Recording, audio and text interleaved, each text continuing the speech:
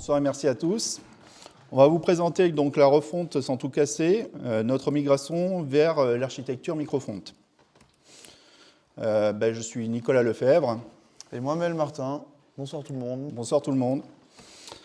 On est un éditeur de logiciels et on souhaite libérer les experts comptables du papier pour conseiller au mieux les clients. On est full web et on a 20 SPA en React. Et les trois avantages qu'on a de notre organisation sont 1, l'autonomie avec une équipe, une app et un repo. En 2, on a une isolation en cas d'incident, c'est que l'application qui est concernée.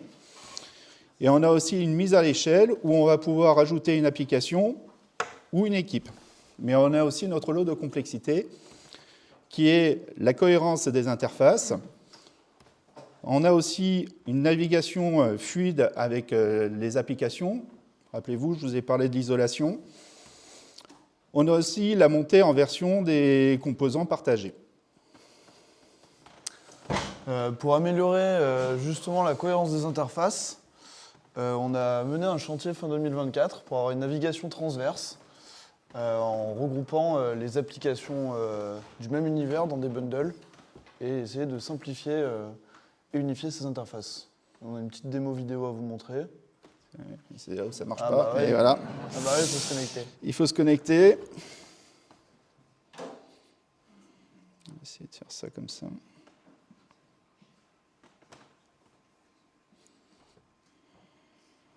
Désolé.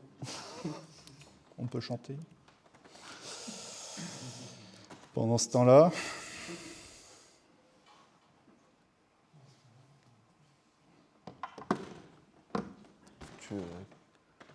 Tu rechanges de slide peut-être pour revenir. Il n'y a plus rien qui marche.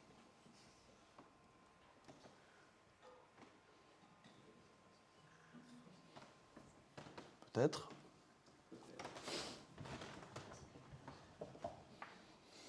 C'est l'effet démo. Là, voilà. Allez, on lève les bras en l'air pour aider le loader du buffer. Voilà, donc là on voit que dans notre navigation, on a différentes applications, documents, tâches, messages. Mais on a un problème, c'est que quand on passe d'une application à l'autre, on a un hard reload et on doit tout recharger le contexte, la navigation, le layout, etc. Donc c'est pas encore idéal. C'est déjà mieux que ce qu'on avait avant, mais c'est pas idéal. Donc vous voyez, sur les URL, on a par exemple document.full.io ou task.full.io. Donc nécessairement, on a un hard reload. Et en plus, on a beaucoup de problèmes de corse avec tous ces sous-domaines. Et également, on a un layout qui est un package partagé sur toutes les applications. Donc pour les monter en version, c'est pas du tout pratique non plus. Donc maintenant, pour améliorer la navigation, on fait quoi? iFrame, peut-être? Ou micro front-end? iFrame, non. On l'a fait par le passé chez Full, mais clairement pas une bonne idée pour toutes les raisons énoncées sur l'écran qu'on ne va pas, expliquer en détail. Mais par contre, les micro front-end, ça, on s'est dit, allons-y. Et donc, Microfontaine, son petit nom, c'est le MFE, vous l'avez compris. Je vais éviter de vous faire l'article de la définition, mais ce qu'il faut retenir, en fin de compte, c'est que c'est des fronts autonomes, qui est déployable indépendamment. Et surtout, ce qui est intéressant, c'est qu'on va avoir une communication inter-app. Vous allez avoir à l'intérieur de ce système deux grands principes. Le premier, ça va être le shell, qui est une application principale qui va permettre de faire de la transversalité avec l'authentification, la navigation et autres, et qui va être un cadre pour les remotes. Les remotes, qu'est-ce que c'est? Au final, c'est une petite application buildée qui va être avec un scope réduit et un faible couplage. Mais alors, est-ce que tu peux nous illustrer un peu ça, Maël? Et du coup, contrairement à ce qu'on avait tout à l'heure avec nos sous-domaines, là, on va juste avoir un 3W et on va avoir nos micro-front-end qui vont vivre à l'intérieur. Et ce qui était avant des hard nav vont devenir des soft nav finalement. Et ce qui était avant un package partagé qui est dans l'application avec son contenu à l'intérieur, ça va devenir finalement un shell avec son remote. Hop, de cette manière-là. Donc on sépare vraiment ces éléments et c'est le shell qui va orchestrer le cycle de vie des applications remote. Et du coup, ça solutionne aussi l'histoire de nos packages partagés. Parce que maintenant, on a une autonomie complète. Du coup, maintenant qu'on a vu les concepts, est-ce que tu peux nous parler de la mise en pratique? Comment est-ce qu'on fait ça? Alors voilà, donc aujourd'hui on a la possibilité d'avoir des frameworks tels que Single SPA, Open Component et les autres. Moi j'ai eu la chance de pouvoir travailler sur Single SPA, c'est vraiment pas mal. Et de l'autre côté, vous avez les bunders, vous avez Vite, Webpack et le module Federation qui existe depuis 2021. On a fait le choix de partir plutôt sur Vite, qui est quelque chose de plus léger. Et après, la question se posait de savoir, qu'est-ce qu'on faisait? Est-ce qu'on partait sur un module de fédération ou pas? Aujourd'hui, on a une architecture qui est plus transverse, avec, vous voyez, les apps sur le côté gauche et le remote au milieu. Et après, le cœur de cible, peut-être par la suite, ça serait de passer en mode hybride. Voilà. Du coup, là, ici, on comprend évidemment que notre choix de décision, il a été centré plus vers les Web Components et le Shadow DOM, parce qu'aujourd'hui, le module de fédération, pour nous paraissait un couplage trop fort, et donc du coup, convenait pas à notre applicatif.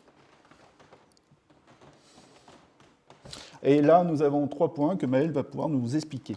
Ouais, alors les 3 points de notre stratégie, du coup, ça a été de mettre en place un double run sur notre stack Vite existante, faire un outillage maison pour avoir la main libre dessus, et puis démarrer léger, sans librairie lourde ou de framework, pour se simplifier la vie tant qu'on n'avait pas de besoin plus conséquent. Donc le double run, ça fonctionne de cette manière. Donc on build notre app avec Vite comme on le faisait avant. Mais en parallèle, on fait également un build en mode lib. On va exporter un web component qui va pouvoir être appelé par notre shell par la suite. Pour l'outillage, on a fait des plugins Vite pour gérer la création d'un manifeste et pour les assets CSS en mode web component, parce qu'on a des spécificités un peu particulières. Et également une librairie interne en surcouche de Jotai, qui est un state manager atomique React, qui utilise des custom events et qui va permettre de faire à la fois la communication inter-app et à la fois le state management pour les contextes partagés. Du coup, sous le capot, par exemple, ici, là, on a un plugin Vite, donc tout simple, mais qui fait le travail pour nous générer notre manifeste pour notre web component. Donc c'est relativement simple avec les appelés de Vite. Et pour le state management, on a essayé d'abstraire au maximum dans notre lib interne pour que ça soit au plus simple pour les développeurs des applications. Donc eux, ils ont ce qui ressemble le plus à un useState React. Et en interne, on fait toute la logique de partage des événements entre shell et remote pour que tout le monde soit bien à jour. Et du coup, voilà, on va utiliser les standards du web, où là, on a le shell du coup, qui va faire un appel au remote avec le manifeste JSON. Et là, si on voit sur la partie donc, du JSON, qui a une propriété qui est intéressante, qui est le isEntry à true, qui va nous permettre d'extraire en fin de compte la lib dans le module. Et en même temps, on va prendre le nom et on va pouvoir le taguer dans le web component. De là, avec l'easy loading, on va pouvoir rendre derrière l'élément dans l'HTML plus bas que vous voyez. Alors évidemment, ça ne se passe pas sans difficulté, vous en doutez bien. Chaque migration a son lot de complexité. Et nous, les problèmes qu'on a rencontrés sont liés au style, où on a besoin de garder notre theming pour nos clients. Et là, il a fallu trouver d'autres solutions pour pouvoir justement pallier à ces problématiques. On a aussi rencontré des problèmes au niveau des librairies. Là, on a mis comme exemple React Queen, où en fait, vous avez cet élément qu'on voulait scoper dans le Shadow DOM. et du coup qui va quand même aller chercher l'élément du DOM, du shell, avec les documents by ID. Du coup, c'est des problèmes qu'on peut rencontrer avec le Shadow DOM. Et après réflexion, on n'a pas trouvé de solution propre, alors on a décidé plutôt de partir sur remplacer la librairie. Voilà, donc en résumé, notre objectif c'était de fluidifier la navigation transverse et simplifier la gestion des composants partagés. Vous avez la possibilité d'utiliser des technos différentes que React Vue ou même les mixer si vous le souhaitez.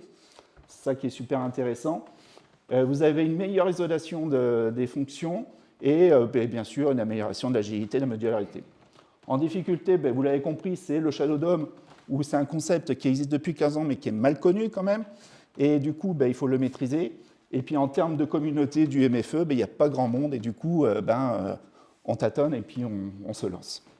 Voilà.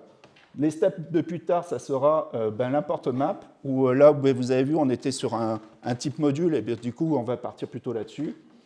Et on partira aussi sur des améliorations en UX avec le CSS View Transition et l'amélioration des pertes avec le Speculation Rules. Et bien sûr, comme on en a parlé tout à l'heure, il y a aussi le Modulation Foundation qui nous permettra d'aller dans les reboots. On fait une petite démo de ce que ça donne Allez, après migration. une petite démo si ça marche. Donc là, pareil, on a le même cas d'usage que tout à l'heure, où on va passer d'application en application.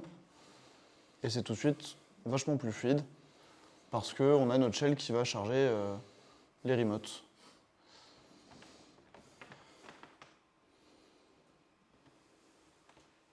Et voilà, je vous remercie d'avoir suivi.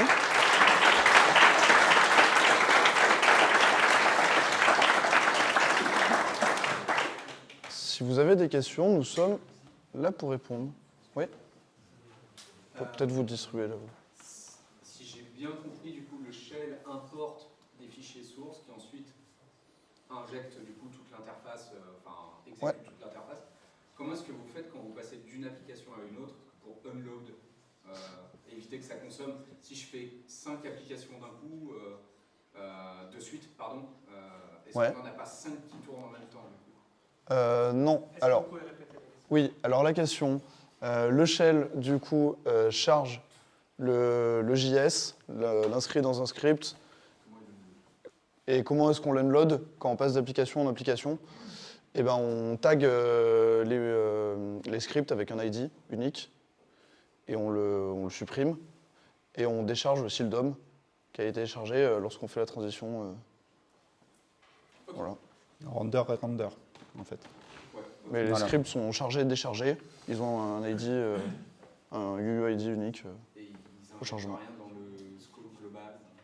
Non, il reste vraiment... Justement, l'intérêt du Shadow DOM, c'est une grappe vraiment bien identifiée. Et du coup, quand tu décharges, la grappe s'enlève aussi avec. C'est un sous-arbre du DOM qui est vraiment séparé, quoi.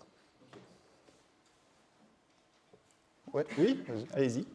Vous avez entendu le même particule. C'est pas grave. Vas-y. Vous êtes en... C'est juste une question. Est-ce que vous avez déjà essayé la nouvelle version de Modifération ou Modifération 2 avec RSPAC, par curiosité? Comme vous parlez justement de Modifération. Alors, le module de fédération, comme tu l'as compris tout à l'heure, c'est une bonne question. Alors, aujourd'hui, on n'a pas voulu l'intégrer parce que dans notre système, en fait, on ne veut pas ce couplage du shell et du remote en même temps. Aujourd'hui, pour l'instant, il y a vraiment ce couplage où tu es obligé de builder l'ensemble.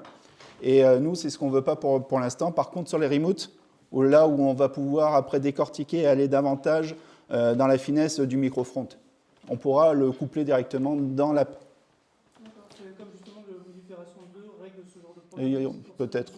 Ouais. Non, on ne l'a pas essayé sinon. Ok, merci.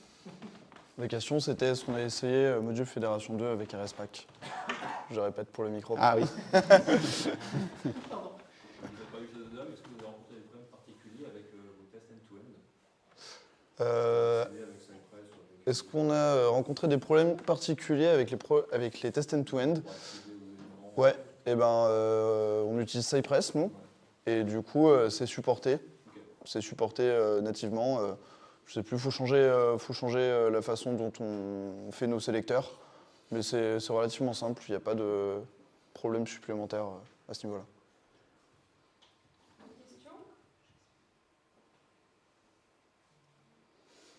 Bon, très bien. En tout cas, Merci. vous pouvez télécharger si vous le souhaitez et on vous remercie. Merci, bonne soirée.